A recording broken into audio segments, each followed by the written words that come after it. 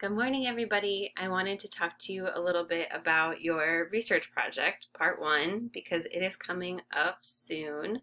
It is due Friday, September 24th, so I'm not even sure I have a calendar in front of me. Not this upcoming Friday, but next week. So you have 2 weeks to finish this if you haven't started already. It is time to start. So I wanted to go over it with all of you a little bit before the due date came up. So in this part one of your research project, you are going to be writing what's considered the front end of a research paper. The front end of a research paper is literally what it means is the front part, the first part of the paper. So when you are reading or writing a research article, there are certain sections, and it'll start with an introduction section, then you'll have a literature review, then you'll go into the methods that are used, the statistical part, and then the conclusion. So we, for this part of the project, are focusing on the introduction part and that literature review part. So there are several steps to completing this research paper. First step is that you need to choose a topic. You need to get your topic approved by me. So there's a few of you that have already done this, and that's great. But for everyone else, you seriously need to start thinking about which topic you would like to use for your research paper. I highly, highly suggest using a topic that interests you because we are going to be working on this paper throughout the semester. And so if it's a boring topic that you don't really have any interest in or you don't like, you're going to have a hard time throughout the semester trying to get into this. Where if it's something that is interesting to you, it might be a little bit easier. So keep that in mind when you're picking your topic. Your topic has to be approved by me for several reasons. Many of you, this is the first research project that you are going to be completing or writing, and so you might not have a way to kind of fine comb different details and narrow down a topic the way that it needs to be in order to do a research paper. So in order to make sure that everything goes smoothly throughout the semester, please send me an email as soon as possible in order for me to help you come up with your research topic. So if you are having a hard time thinking of something, you cannot email me and just say, hey, give me a topic. I need you to do some of the work yourself. So you need to give me ideas, areas of interest, and then we can go back and forth and figure out the right research topic for you. But keep in mind that this is going to turn into an actual research question. So your research question is going to say something specific. We're going to have to do what's called operationalizing your variables, which we'll get into in a later chapter. But this way it lets you, your topic is what you're going to be focusing on, and it lets you focus your research into a more streamlined process. We'll stay streamlined. So we want to make sure that your topic is not too vague and not too specific, but also we want to make sure that there's actual data out there for you to be using for your project. So I know this is going to break a lot of hearts, but a lot of students like to do research on human trafficking, and that is a extremely interesting area of study, and there is a lot of human interest in human trafficking, but there's not a lot of data out there on human trafficking. This is for various reasons, which you don't necessarily need to get into for your research topic, so I'm not going to lecture you right now, but there's just not a lot of data available on human trafficking.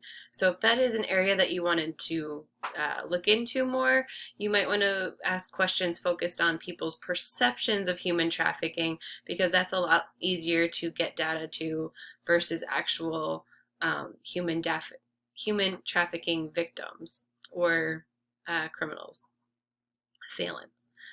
So this is another reason, another example as to why you need to get your topic approved by me before you start, because you might not know that this is going to be a difficult topic. We hear about it a lot in the news. You might think that there's a lot of information out there, but there's really not.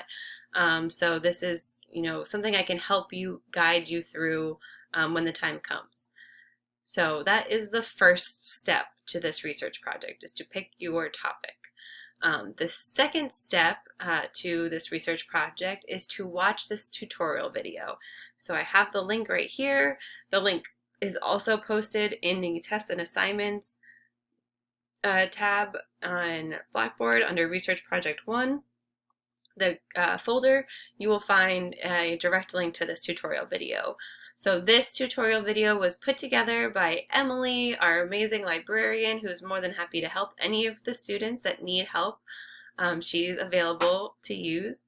But she put together this wonderful little video on how to conduct a literature review.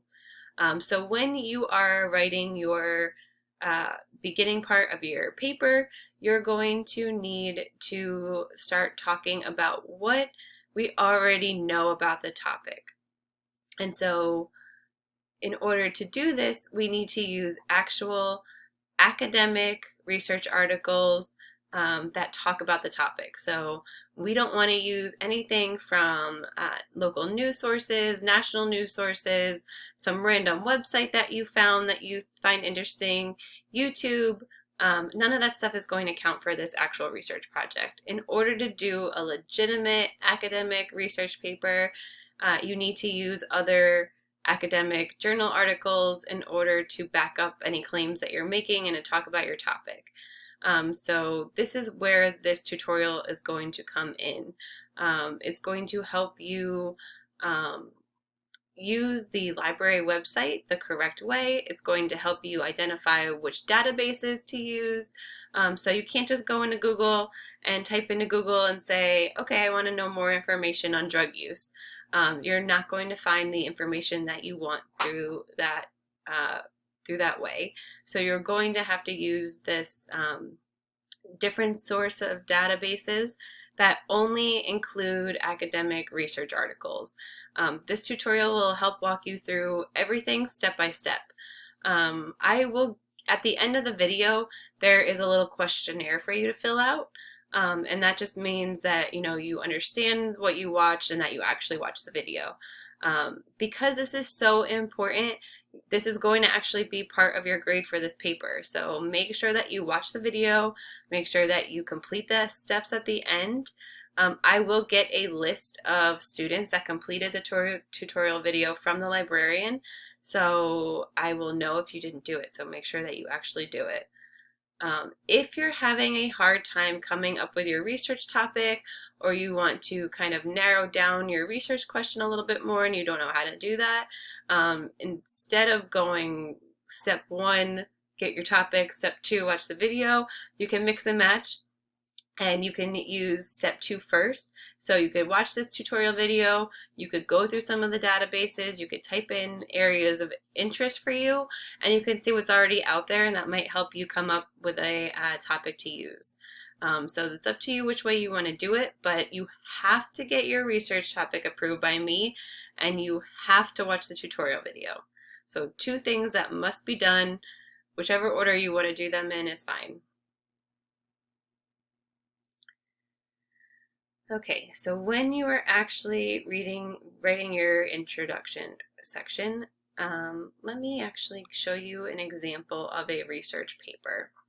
So this is a random one that I just chose that I happen to have on my computer that I used when I was writing one of my many research articles. So you don't have to worry about the topic, you don't have to worry about any of the findings or any of that stuff. This is just an example for you guys. So if you see the title of this paper, this title of the paper is a different way of posing a research question.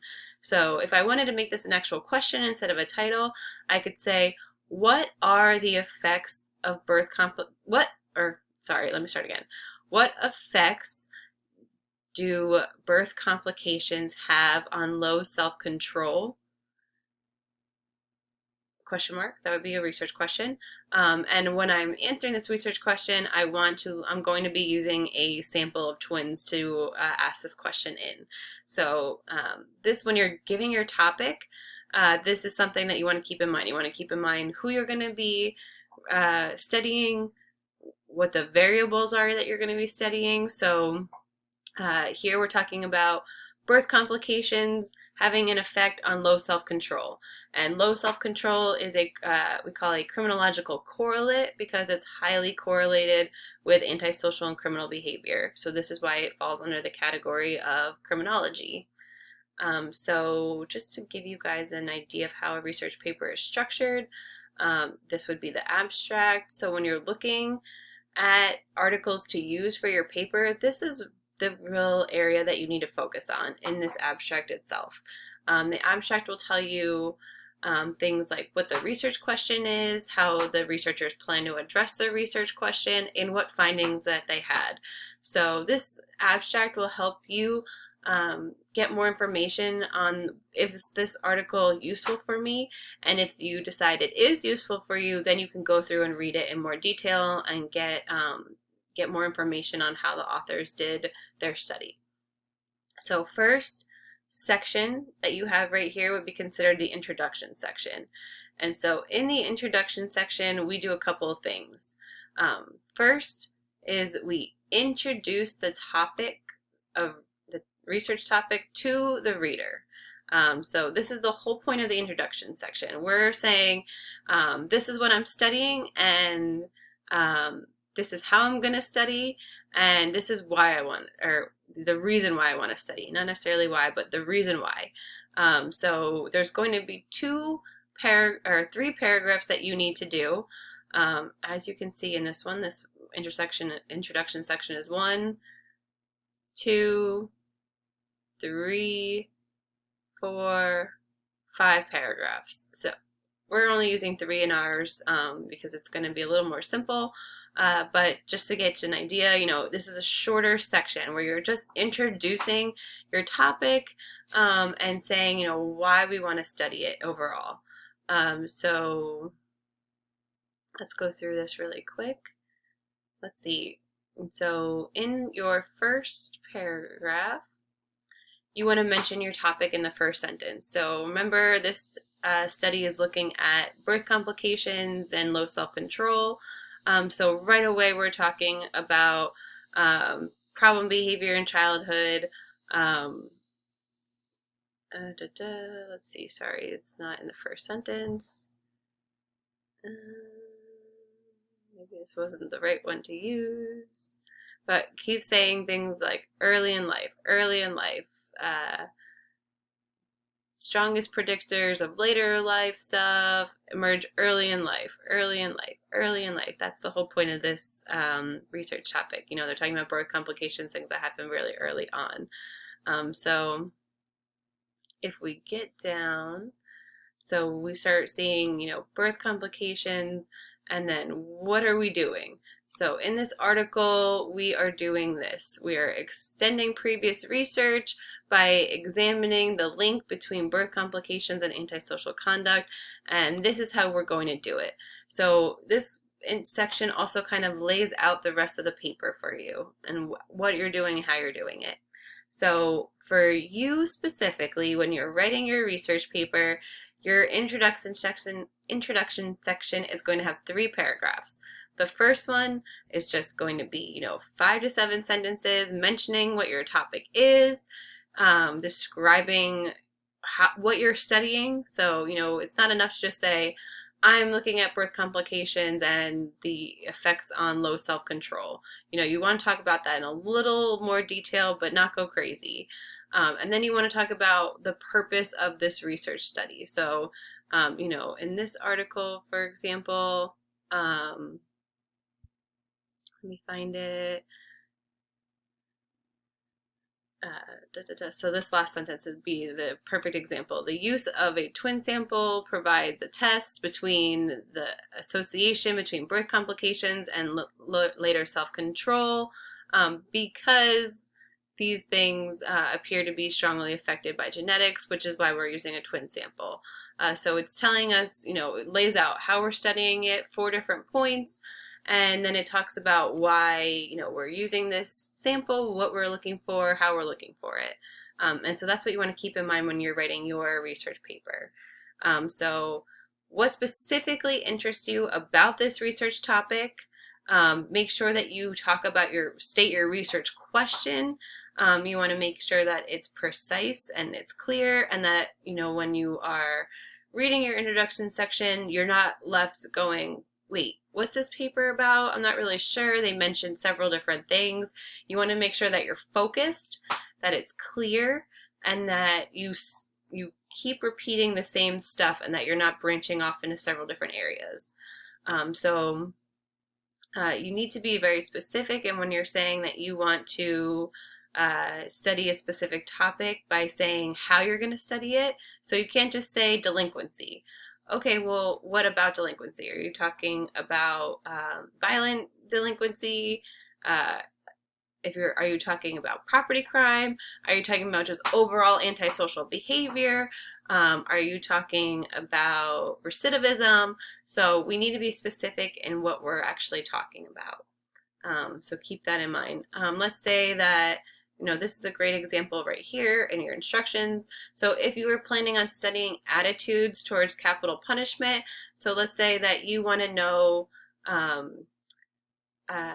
my research question is, what are some of the characteristics that influence how people feel about capital punishment? And so what do I mean by characteristics of individuals? Do I mean income? Do I mean personality features? Do I mean religious factors? Do I mean criminal background? So I need to make sure that I'm being specific in this area. So, how about a research question saying, do convicted offenders have a different opinion about the death penalty than non-offenders? So you see, I'm getting more and more specific when I'm talking about this question. Okay, so that would be paragraph 2. Paragraph 3, you explain to the reader why your study is important. Why is your topic important? So here's the so what question. So I want to study this. I want to know about the difference in opinions on the death penalty between convicted offenders and non-offenders, because there is no research in this area, and understanding how offenders feel about the death penalty gives us more information on whether or not that topic works whether or not that punishment works as a deterrent. So this is that. Why am I doing this? Why are we looking at this? What do we hope to accomplish with asking this research question? So this is your opportunity to be more broad and general, and to kind of come up with your own, this is why I think that this research is important. So if we're going back to our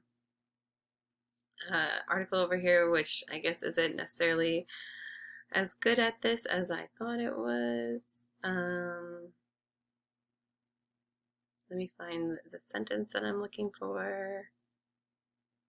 Okay, so in every single one of these sentences, they're talking about how they're going to be performing their research and why it's important. They're doing it a little more streamlined in every single sentence. Yours is going to be, divided up. So you're going to say how you're doing it, and then the what is going to be a separate section.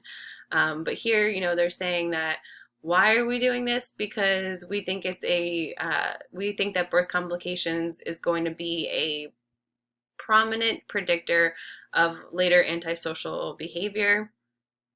And so, given the importance of self-control in childhood, we employ a sample that measured children in kindergarten and again in first grade.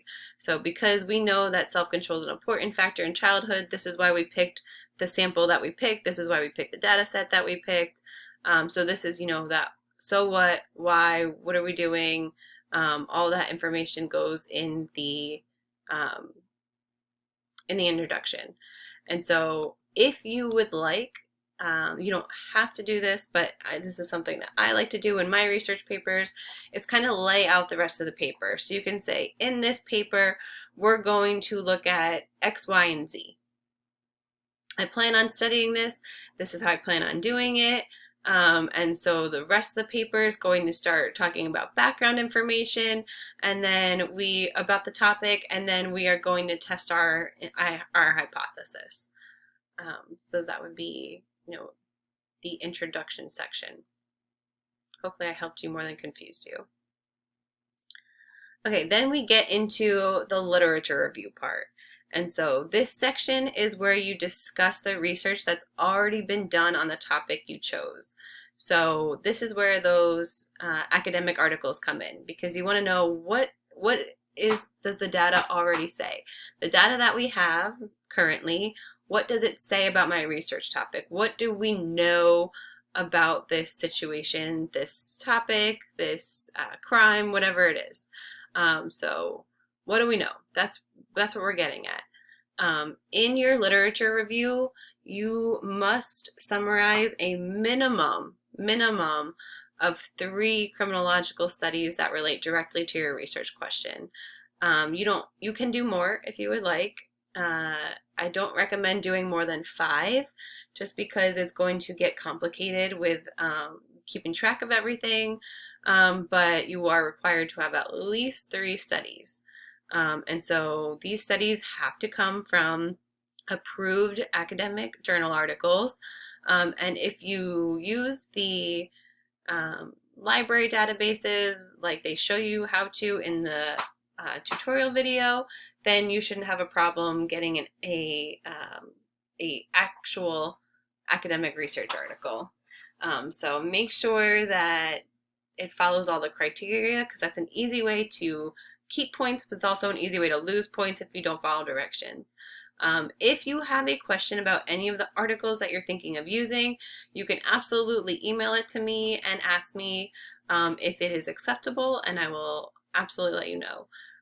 If for some reason you don't want to talk to me and you want to talk to the librarian, that's fine too. They're more than happy to help you out, and they are very, very knowledgeable on how to find things and doing research papers, so they can help you a lot.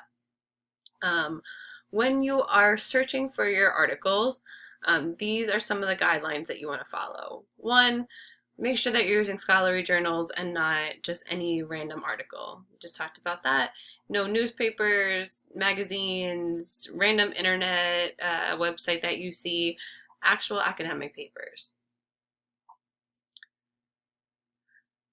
If you want to use a newspaper article or magazine or something like that, you can, but it has to be in addition to your academic peer-reviewed journal articles and not the main ones that you're using. I don't recommend it. Again, it's just going to get things more confusing, more conflated. But if you think it will help your research topic in any way, then you can feel free to use that information. You just have to make sure that it's in addition to the academic articles. Make sure that when you are looking up your stuff that you want to rely on social science literature rather than the hard sciences, because criminology is a social science and not a hard science. This will help you to see what's already out there, see how other scholars in your field of criminology do their work and the topics that they use. Again, if you're not sure, just let me know. Okay, so also make sure that we're selecting what we would consider recent articles, so 1990 or later. If you find a research article from, for example, 1952, and you are like, this is the best article to explain my topic, there's been nothing better on this one over time, and so you feel that you need to include it, send me an email. Include the research article that you are talking about in it, and I will let you know whether or not it's okay to use, or possibly I'll be able to let you know that there's something more timely that you can use instead. Just make sure that you let me know. So the big one is to not include theoretical works, editorials, or book reviews. So we want to make sure that we are using actual quantitative or qualitative studies only. And so let's go back to this. So this would be a quantitative study that we're looking at. And how we know that this is a quantitative study and not just a theoretical piece is because it has this right here. It has methods, it has a sample, it has the measures that were used, it has, sorry, let's just keep scrolling. It also has the statistical calculations that were used. And so in a theoretical paper, you're not going to see things like a statistical calculation, you're not going to see methods, you're not going to see a sample, because that in a theoretical piece, it's just a person kind of posing their research question in a very abstract and broad way. They're not actually testing it. And so we want to use articles that test a research question. And so that means it has to be a quantitative or qualitative study. And the best way for you to understand, is my article a quantitative or qualitative study, is to look for these sections, the methods and results sections. And if you see those in your paper, then you can be pretty confident that that's an actual quantitative or qualitative study. Okay, so sorry, going back to this part. So that is a kind of guide onto how to look up these research articles that you're going to be using. Once you have found your research articles, you are going to be writing up your second section of the paper with the literature review. So here are some detailed instructions on what you have to include and where it's best to include them at. So, okay, let's start with this. So paragraph 1 of your literature review section is going to sound very repetitive and very similar to your introduction section. Your first paragraph of your literature review is almost summarizing your introduction section and then adding a sentence to the end that says, this is what we know. So, the following section is going to discuss what we know about this topic. But again, it's kind of just reiterating what was already stated in the introduction section. Just don't copy it word for word. You want to talk about it in a new way. The more that you're able to explain yourself, the better. So that would be in paragraph 1. The rest of the section is going to be mostly based on these paragraphs 2 to 4-ish. On summarizing the articles that you chose. So you are going to write a paragraph, a large, like half a page paragraph, for every single research article that you have. Excuse me. So in these articles, you are wanting to talk about, what did the authors learn? So things that you want to focus on are going to be the research paper or the research purpose. So what did they ask? What were they looking at in this article? What method did they use? So did they use a self-report? Did they use a experiment in a laboratory? Did they use what kind of sample did they use? So in our example over here, we're talking about twins in particular. So that would be part of the methods. And again, when you're looking at this stuff, when you're trying to summarize it, it's very easy. You can start in the abstract. So for this one, for example, it will say here, right here. So this is what this article does. This is what we're looking at. Extends prior research and examines the effects of birth complications on low self-control. And then it tells you how they did it. So using a sample of twin children, the authors find blah, blah, blah. So that is a kind of hint as to how the methods are going to go.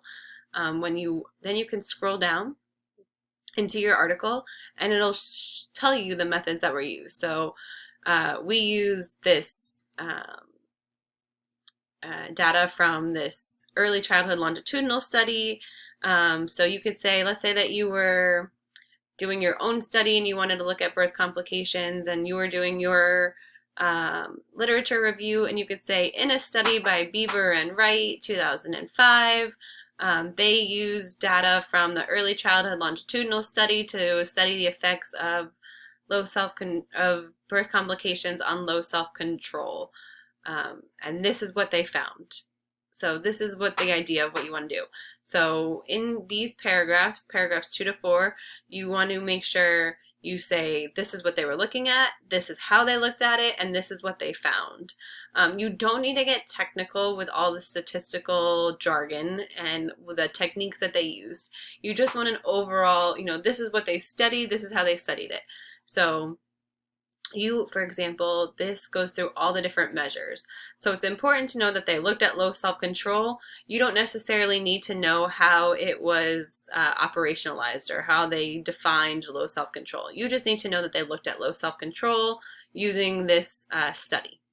So you don't need to get super detailed, and don't get nervous and upset when you start reading these articles and you start seeing these long statistical equations, or you start seeing words that you're not familiar with. Just everyone take a deep breath and relax and know that you can understand the research article and the findings and the conclusions without understanding all of the nitty-gritty that is in the actual article. So, make sure that you don't overwhelm yourself when you're doing this. You don't need to discuss the analyses or statistics. You can find this information in several different places. We talked about the abstract, we talked about the methods. When you're talking about the findings, so you want to know, okay, this is what they did, this is how they did it, and this is what they found.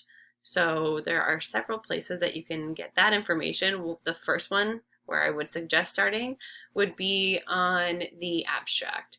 And so here, it says the authors find that parental involvement is only weakly and inconsistently related to self-control. On the other hand, anoxia was one birth effect that had a strong and consistent predictor of low self-control. So that is telling you a little bit about what they found. That is probably not enough for you to know to write a decent paragraph. So this is a good place to start. This will kind of guide you when you're reading the rest of the article. And so the other spot that you'd want to go, So results is probably not going to be the best spot for you to look for this information, just because these can get a little technical. You can absolutely read this over, and if you find what you need to find, that's great. If not, then there's another spot that might be easier for you to really break it down. So you might see things like the results revealed 3 findings. And so these are some of the findings that they got. And again, these are going to be a lot more technical and detailed.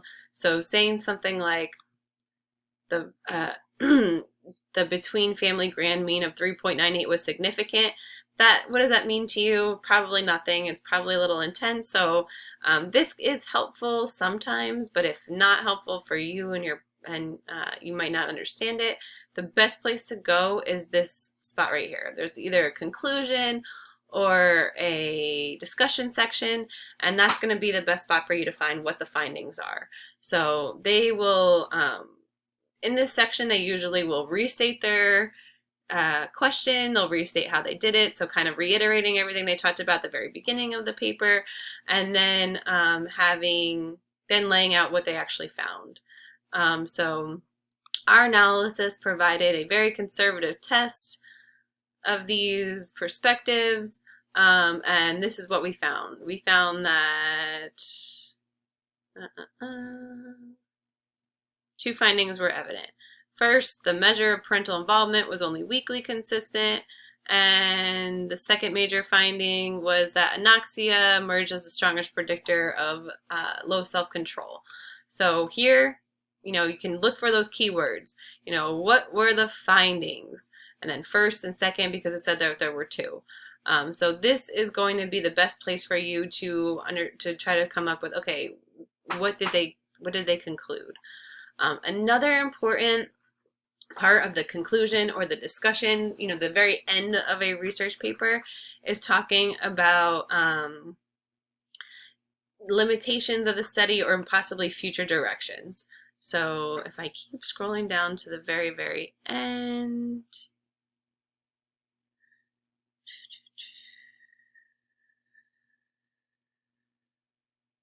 okay, so this even says, as for now, a range of studies have documented this, but little is known about the mechanisms. All this stuff was taught, we should have talked about at the very beginning of the paper that said, little is known. This is why we're doing this research. And so our research represents a step in the right direction. This is what we found. And then this is the part where they start talking about what needs to be done in the research. So this finding points to the need to examine risk factors early in life. And so this could actually help you when you're trying to kind of fine tune your research question. So let's say that I want to know more about what factors in school affect the dropout rate in high school. So I want to know what factors lead kids to drop out of high school. I could type in, things like high school dropouts, reasons why, and then if I could find an article, I might go all the way down to the very end and say, okay, what do we already know, and what are these research studies saying needs to still be done in this area? And so that can actually help you kind of pinpoint your actual research topic even more, which is helpful. Okay, so your literature review. Paragraph 1, restate your introduction and say, why you are doing this study. The paragraphs 2 through 4, so the reason why it says paragraphs 2 through 4 is because this is assuming that you're using 3 research articles.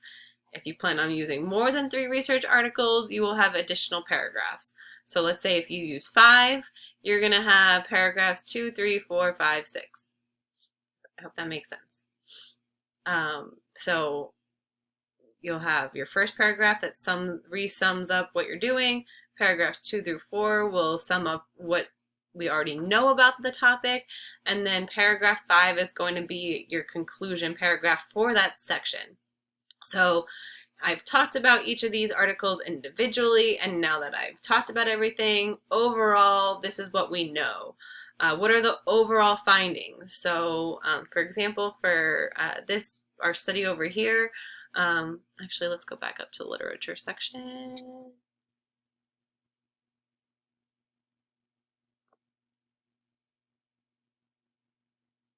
Okay, so this part of the literature review, you're not going to be doing it in different parts. It's all going to just be one section for you.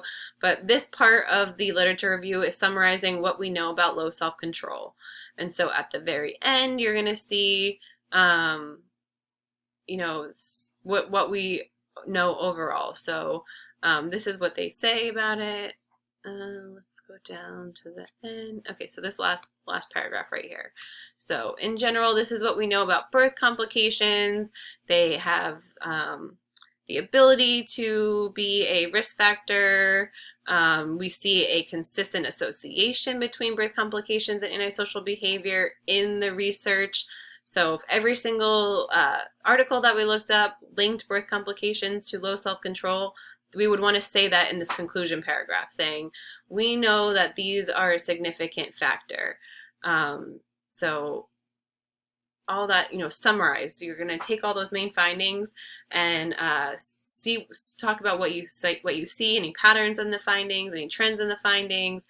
Even if you find one article that is drastically different from the other ones, you might want to talk about that and maybe say why that's the case. And so then you want to include at the very end, what are you going to do with this information? So I've told you what I want to study. I've told you what I already know about this topic due to other people's studies, and these are the overall findings from that. And then this is the gap in the research that I'm trying to fill in.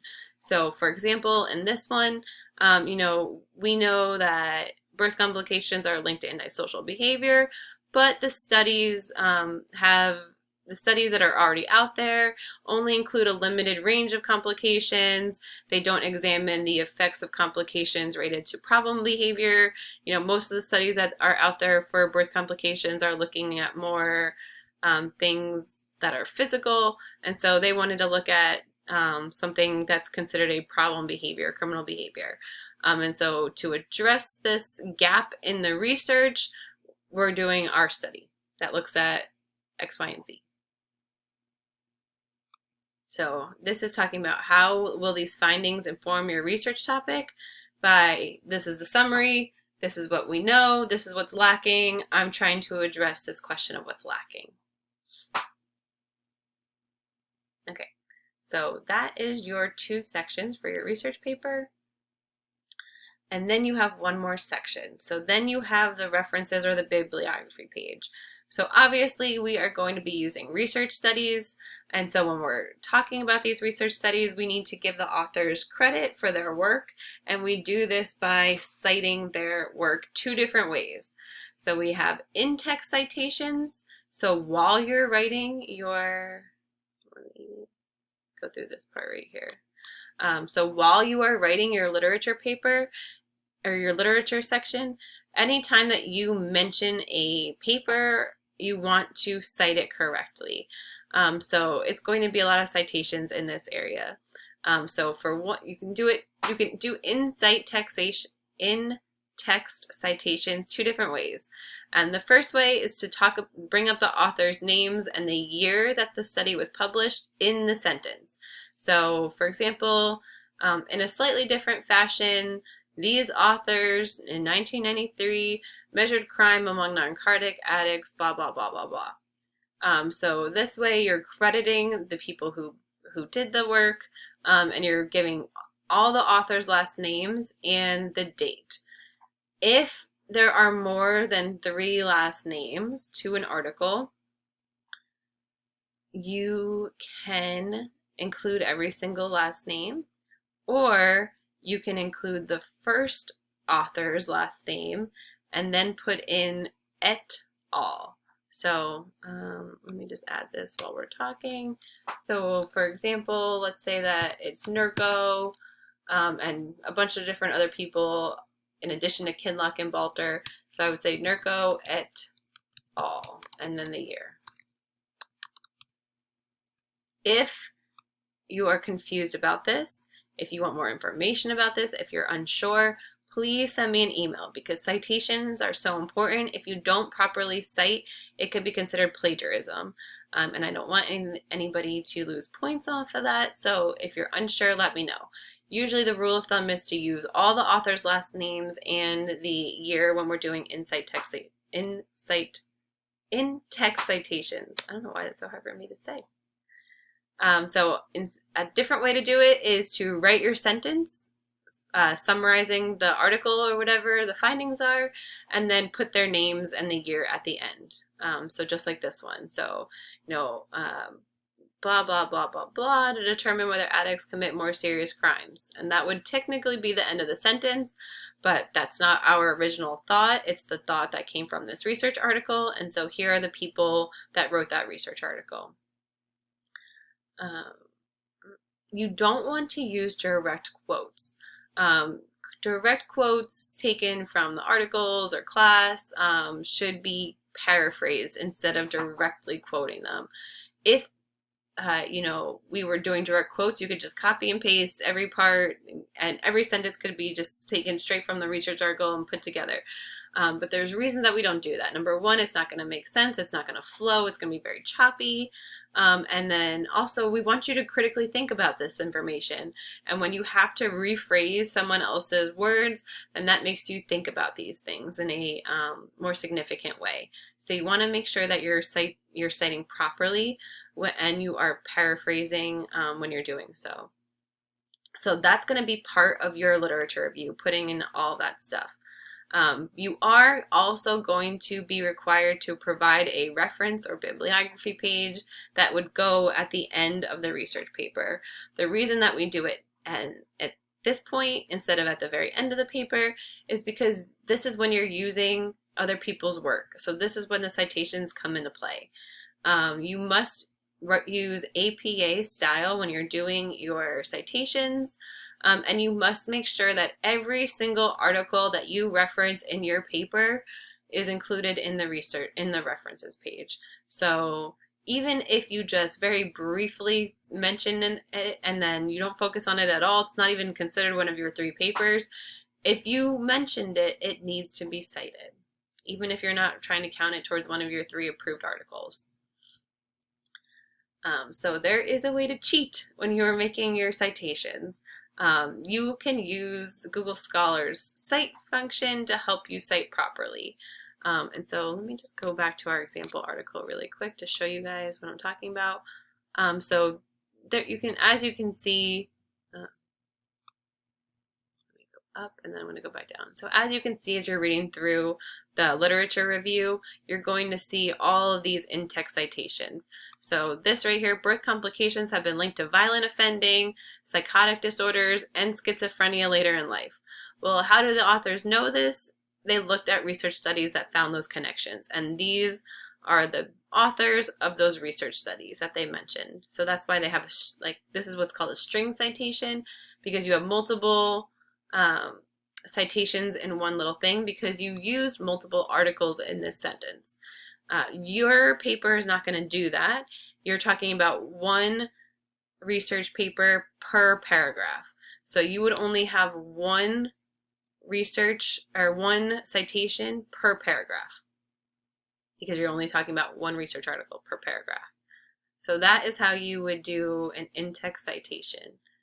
Actually, I think I saw one before.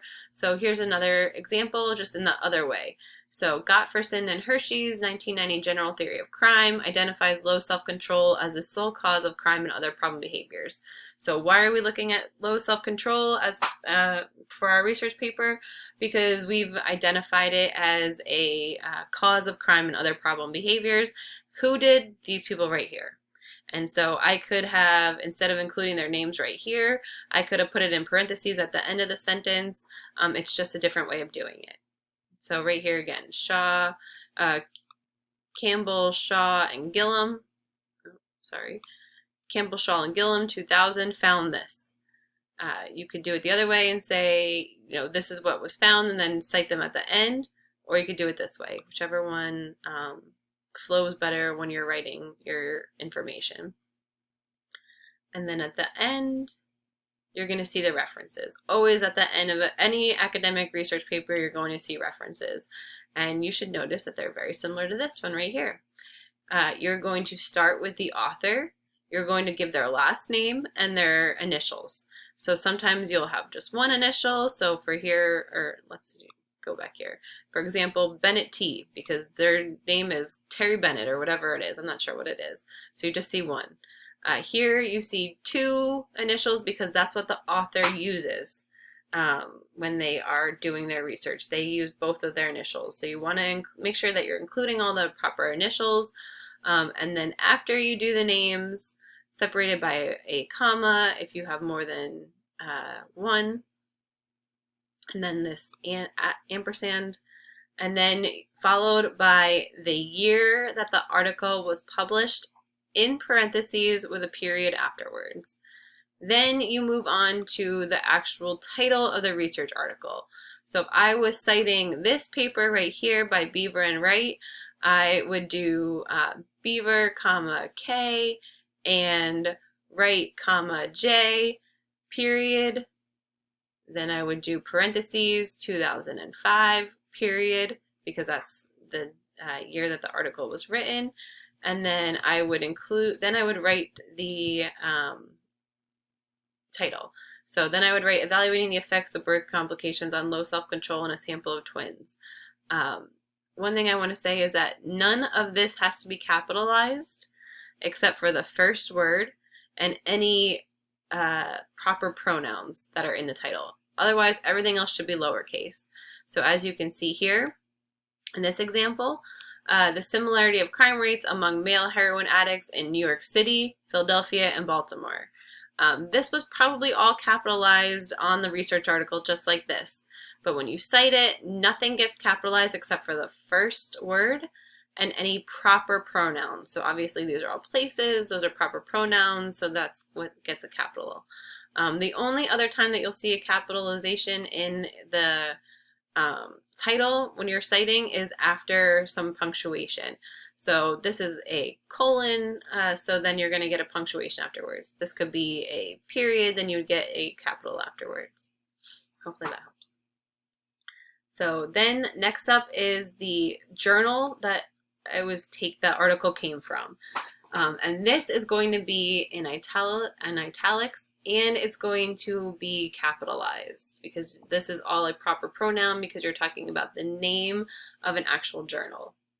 So the name of the journal that the article was published in, comma, the edition and the volume. Edition and the volume. So this is the 13th edition of Aggression and Violent Behavior, second volume, because sometimes they'll put out multiple. Then comma, and then the page numbers that the article is. So let's go back to this one, for example. When you're looking, you'll see, oh, this actually has it all laid out. So this is a page number right here, and 405 or 450. I'm sorry, I'm partially dyslexic today apparently. And at the very, very end, which every single page on that article counts, is 471. So if I was citing this, at the very end I would do 450-471 and then a period. So this is how you're going to write your references at the end of the paper that has to be turned in with all of this information. So it's turned in with Research Project 1. Okay, make sure you do not plagiarize. Do not cite without giving proper credit to the authors. Do not make any non-original thoughts or statements without giving proper credit to whoever originally said them. That is the whole point of citing information. So some additional criteria: make sure that it's typed, 12-point font, double space, that makes it easier for me to read and make comments. Your assignment should be about 5 pages long, only for the introduction and literature review part. So you have about 1.5 pages for your introduction, and the literature review is going to be about 3 to 4 pages. Remember, you should have a bare minimum of half a page per article. So these are long paragraphs that you're going to be writing. And then you have kind of an intro. You have your intro and your conclusion part of your literature review too. So including all that information, it should be about 3 to 4 pages, maybe a little bit longer. So in addition to these 5 pages, you also need to include a cover page. And the cover page has to have your name and a title for your paper. You can come up with a clever title. It could be something catchy, it could be something fun, or it could be something super, straightforward to the point. It does not matter. It's whatever you want to do. Just make sure that your title actually matches with your topic. So if I'm studying people's opinions about the death penalty, I'm not going to talk about football and be like, oh, it's really interesting to know what people's football, which football team do people in Texas like the most? Okay, well, my research paper is about people's opinions on the death penalty, so what does this have to do with it? Make sure that it follows along. The easiest way to do it, not the most fun way, but the easiest way to do it is to turn your research question into your title, just like in this example article over here. You don't have to do that. Just make sure that it matches. You will lose points for grammatical errors when your grammatical errors are so bad that I cannot understand what you're saying. I understand that a lot of my students are English is their second language, and so writing is not necessarily a strong point. And so that should not work against you. I don't want it to work against you, but I do need to be able to understand what it is you're actually saying. So when it comes to grammar, I'm not going to be the grammar Nazi per se, but I need to be able to understand what it is you're saying. If you have any issues with writing at all, or you're just not comfortable, there are resources for you to access through the university. I have posted some flyers in the course content section on Blackboard. Just click on it. It's from the Writing Center. They have their fall hours on there, and also some workshops that they'll be doing for English as a second language writers. So if you're not confident, if you want help, just extra practice, whatever it is, the information's on Blackboard under the course content page. And you are more than welcome to go and work with the Writing Center when doing your research project. This part in particular, the literature review would probably be the easiest part to get help on from somebody who's not in criminology. Okay, so what are you going to be turning in to me? First, the cover page. The name, your name, and the title of your research project must be on the cover page. Then you're going to be turning in your introduction section between 1 and 1.5 pages, your literature review, which will be between, 3 and 4 pages. Could be a little bit more than that, with all this information in there. And then also your references page, your bibliography. So this is what you're going to be turning in into the submission site on Blackboard. You also had to keep in mind, though, that you're going to be graded on getting your topic approved, which that's just an email to me, and also whether or not you watched that tutorial video. This one right here. So what are you getting graded on? You're getting graded on whether or not you submitted a research topic, whether or not you watched the video tutorial, turning in your cover page, your introduction, your literature review, and your references. So it sounds like a lot, but it's just because all these things go hand in hand together. The main part of this is going to be finding the research articles and then summarizing them. That's going to take the longest amount of time. All the rest of the stuff should be pretty easy. If you have any questions, if you're struggling at all, I'm very happy to help you. Just let me know with an email and we will set up a time to get together. And I hope this helps.